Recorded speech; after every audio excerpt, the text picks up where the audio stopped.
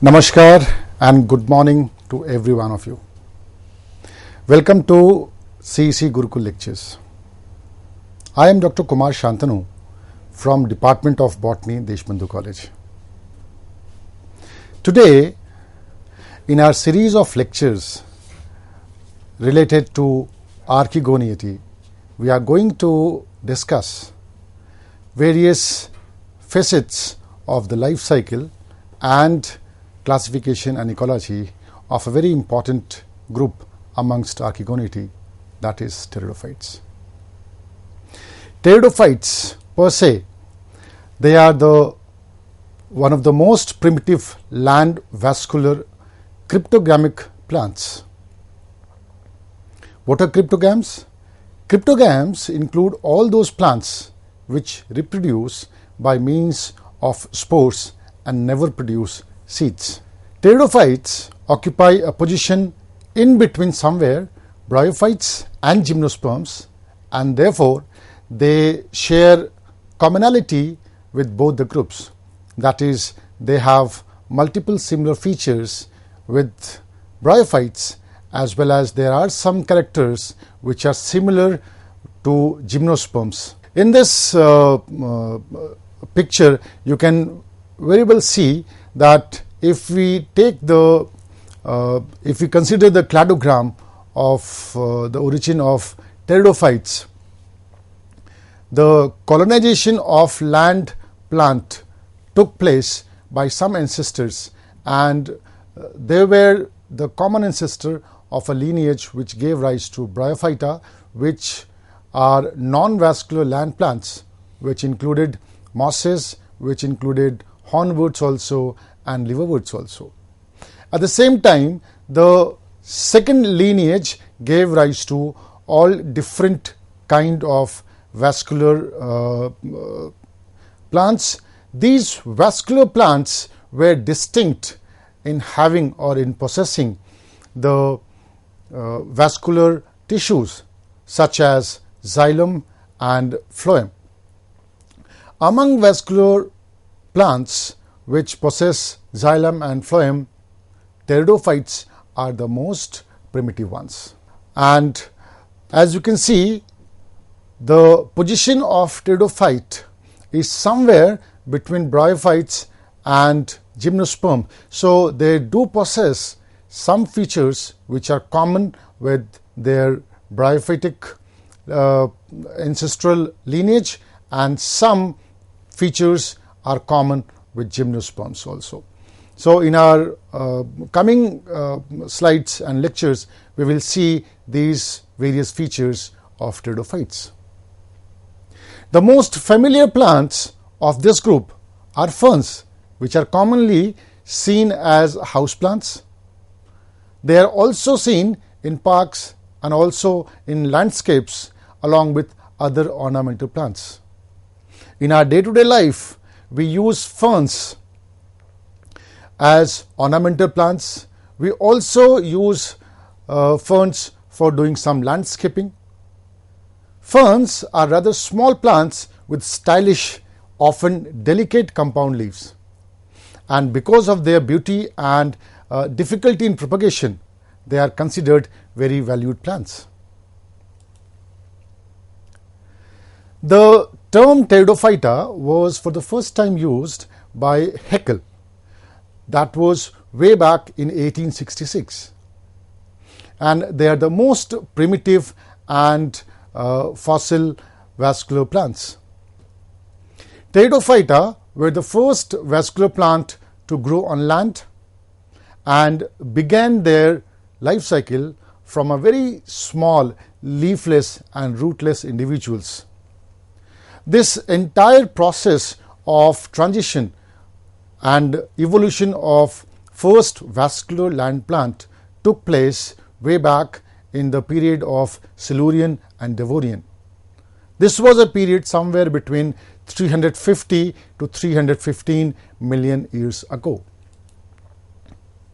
During the period of Silurian and Devonian, we could witness some of the very early land plants.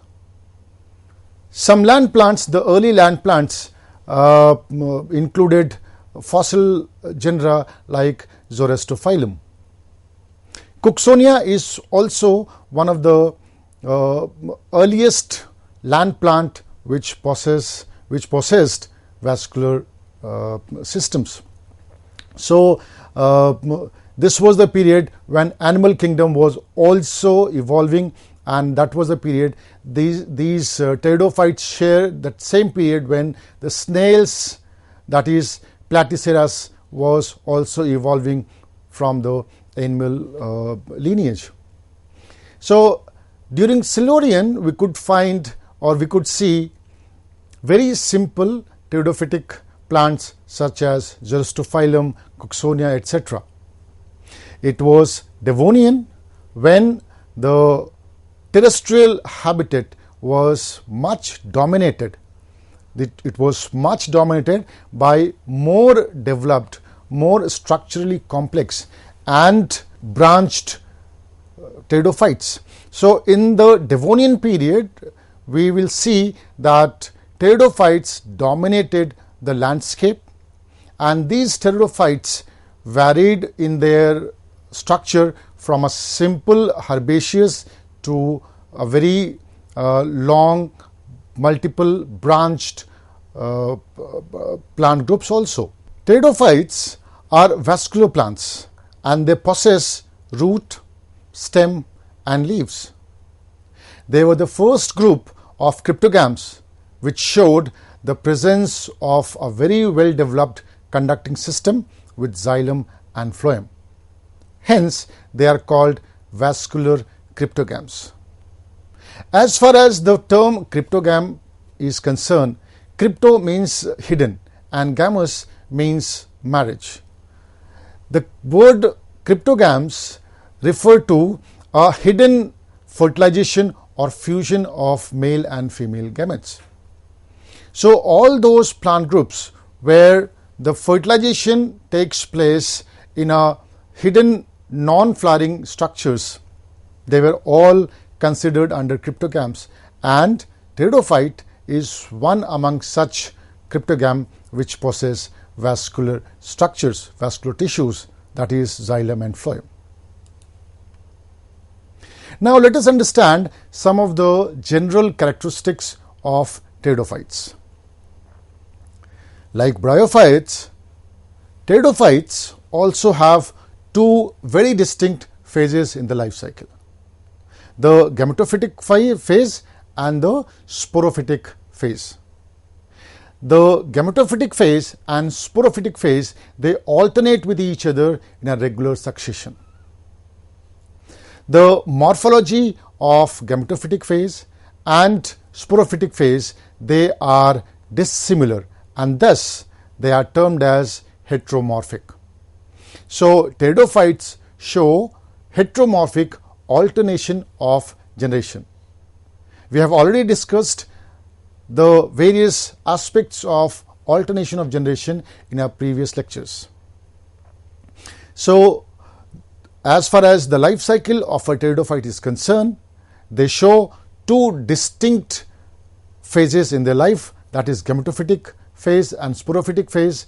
The gametophytic phase is although much reduced. It is of very short duration, whereas sporophytic phase has taken a longer and dominant time period in the life cycle of pteridophytes.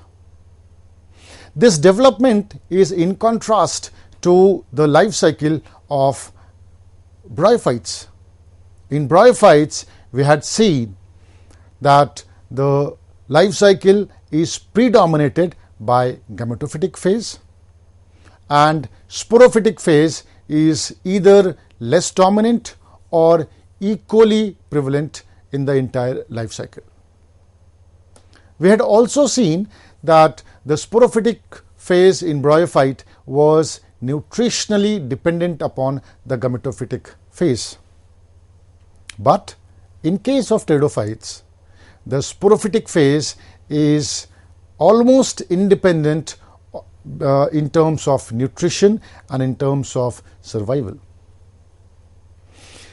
Although gametophytic phase is very small, the process of fertilization still requires some amount of water.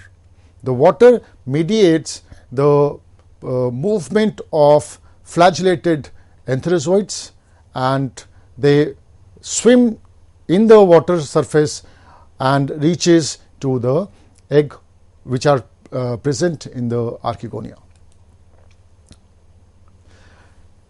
In pteridophytes, the gametophytic phase is very small in size, and they are very short-lived, and they live independent of sporophytes. Under most normal circumstances, the gametophyte produces motile male gametes. These motile male gametes are also termed as sperm cells, and these gametophyte also produce non-motile female gametes, that is eggs. Thus, in pteridophyte, the sexual reproduction is of oogamous type, where the female gamete is non-motile, whereas the male gamete is smaller in size and motile in nature.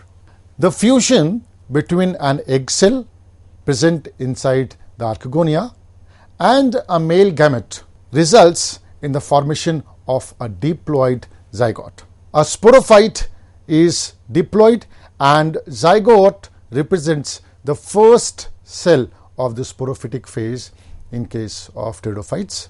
The sporophytic phase is a dominant phase in the life cycle of pteridophytes.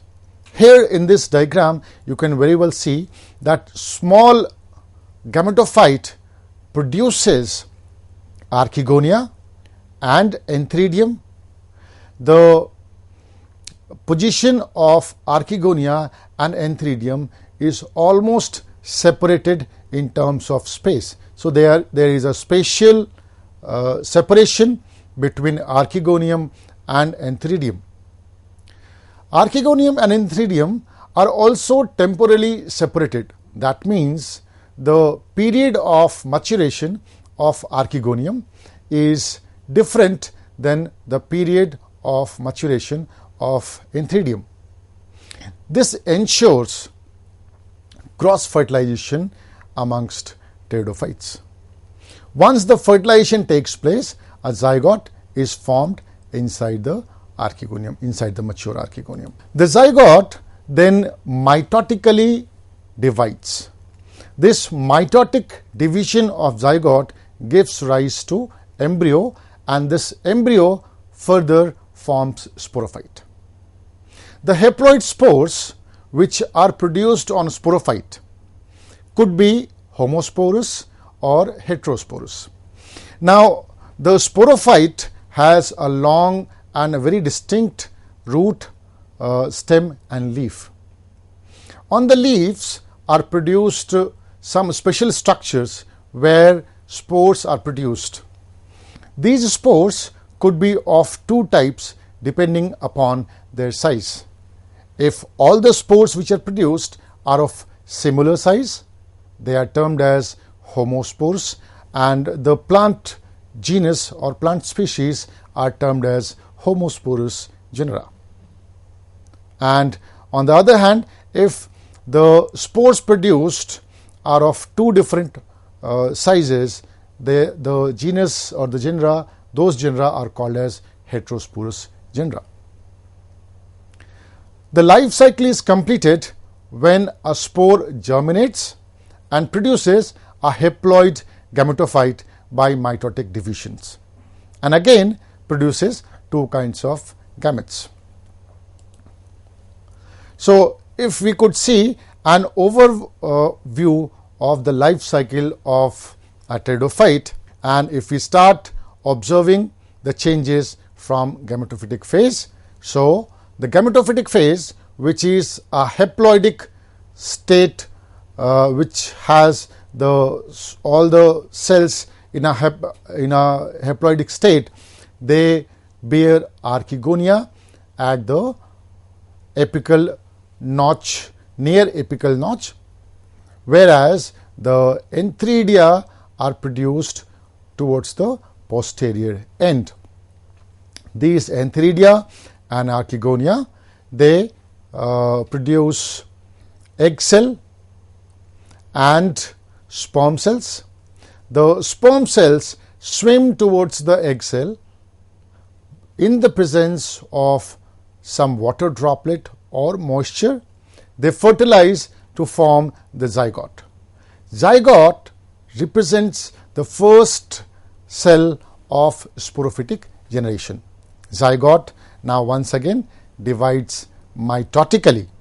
This mitotic division of zygote gives rise to embryo, which ultimately gives rise to a young sporophyte with a leaf primordia. The young sporophyte matures into a distinct body organization of root at the base, stem, and then leaf or leaf modifications. On these leaves, on a special structures called as sorus or multiple such sori, a sporangium is formed. Inside this sporangium, the spore mother cells are formed. These spore mother cells, after meiosis, gives rise to haploid spores. These haploid spores could be of similar size, they will be termed as homospores, or they could be of different sizes, and then in that condition they will be called as heterospores. So these spores, they germinate and mitotically give rise to a new young gametophyte, on which once again the male sex organ, that is antheridia, and female sex organ, that is archegonia, are produced, and thus this entire life cycle is complete. Now this entire life cycle has two distinct phases, that is sporophytic phase. The sporophytic phase has a long duration, a long proportion in the life cycle of any pteridophyte, whereas this haploidic phase, that is gametophytic phase, is short-lived and ephemeral and also morphologically very small.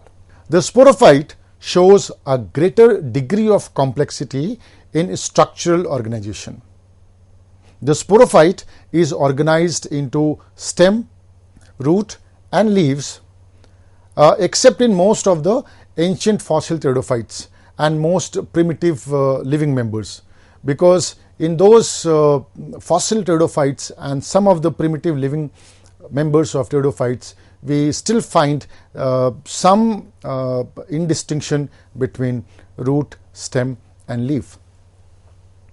The vascular tissues, that is xylem and phloem, they are developed only in sporophytic phase and they are not present in the gametophytic phase. This complexity of internal organization was partly due to adaptation to a change of habitat from water to land. As plants ventured from aquatic habitat towards the terrestrial habitat, they developed certain kind of adaptations.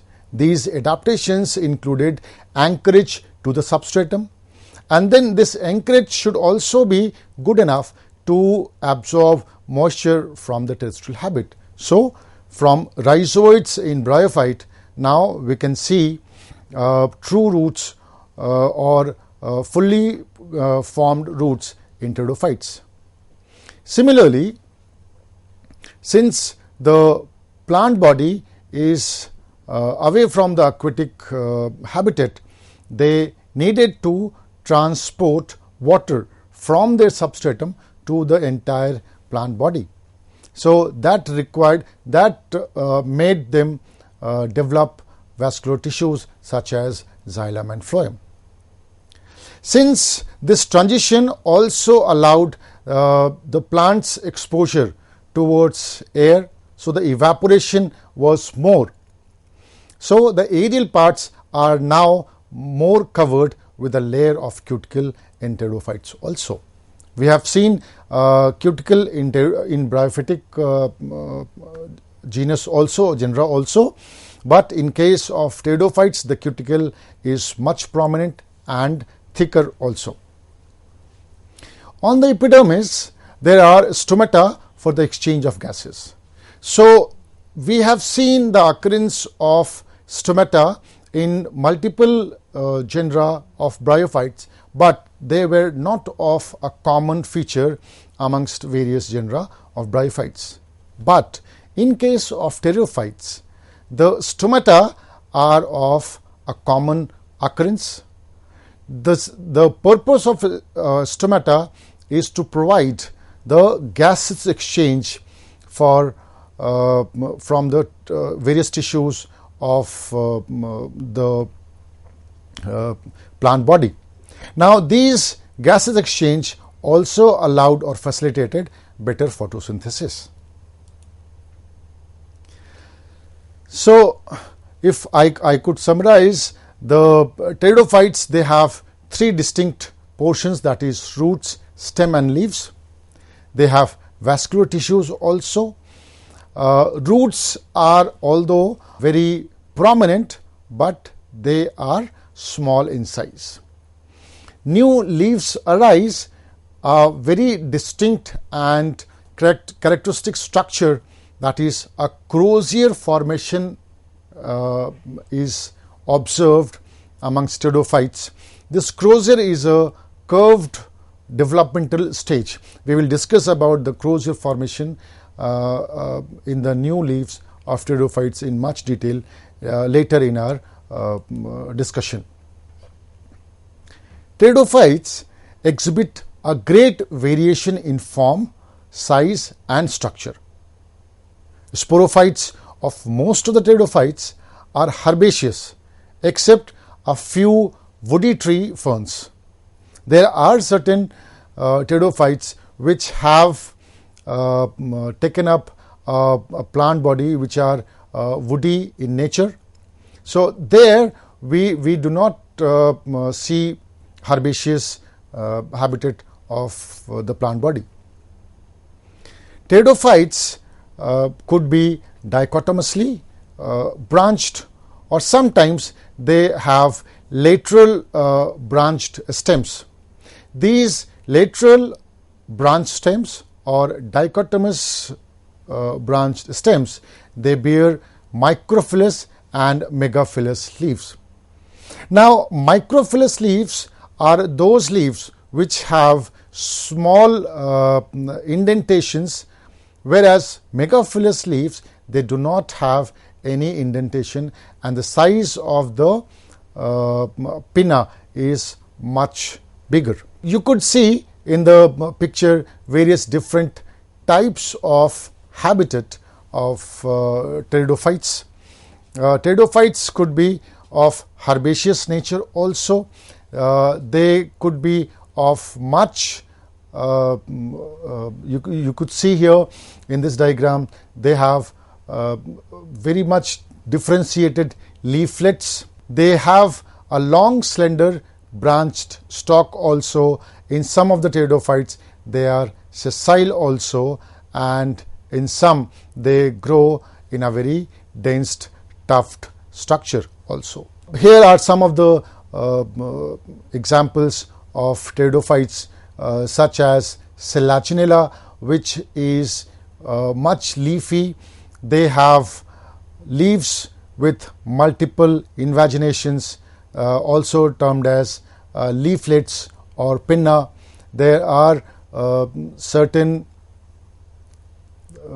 pteridophyte genus such as Equisitum, which have jointed stems. Pteridophytes like Marsilia, they have megaphyllous leaves, and at the base they have creepy stem, also termed as stolon. So pteridophytes overall possess various different types of habitat as far as the body structure and morphological pattern is concerned. The roots are generally adventitious. The primary embryonic root being very short-lived. So the first or the embryonic root is short-lived, and before it dies they give rise to a multiple branched rootlets, also called as adventitious roots. The stems and roots exhibit apical growth. So the development of stem takes place above the substratum through apical growth, and similarly the roots also grow towards the inside the substratum with the help of apical meristem. The spores are produced in a special structure called as sporangium. The plural term is sporangia. These are the structures which are invariably subtended by leaf-like appendages known as sporophyll. So those leaf or leaf-like structures which bear these special structures called sporangium, they are also termed as sporophyll. We could see some of the diagrams, some of the sporophylls of different pteridophyte genera. The spores are produced in a specialized structure called as sporangium. We will discuss the structure of sporangium in much detail later on, and we could also see different sporophylls which bear these clusters of sporangium called as sorus. The sporangia may be scattered throughout the vegetative axis or may be restricted in a particular area. In many pteridophytes, there are distinct spore producing regions called as strobili or the cones. The sporangia in some cases may be produced within specialized structures. These specialized structures are called as sporocarp, such as the case of Marsilia and Salvinia. We could see some of the spore bearing structures. In case of Equisetum, the spore is born in a compact structure called as strobilus or the cone. In Selaginella, they are produced at the apex of leaf branch. Similarly, in Osmunda and Lycopodium, they are produced on the sporophylls. Most of the pteridophytes are homosporous, and that means they produce only one type of spores.